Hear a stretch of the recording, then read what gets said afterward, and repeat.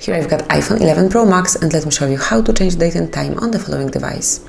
So at first let's open the settings, then scroll down a bit and click on General, where you will find date and time. Simply select it.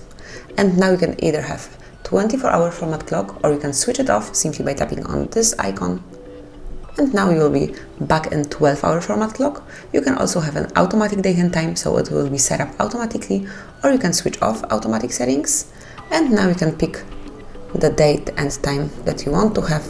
So we are the one who decides what time and date it currently is. You can also change the time zone. Simply click on time zone and now select the one that you would like to have. You will find it here definitely.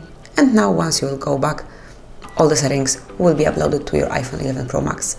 If you would like to go back to default settings, simply tap on those switchers and now your date and time will be set up automatically and you'll be back in 24-hour format clock. So that would be all. This is how you can set up date and time on your device.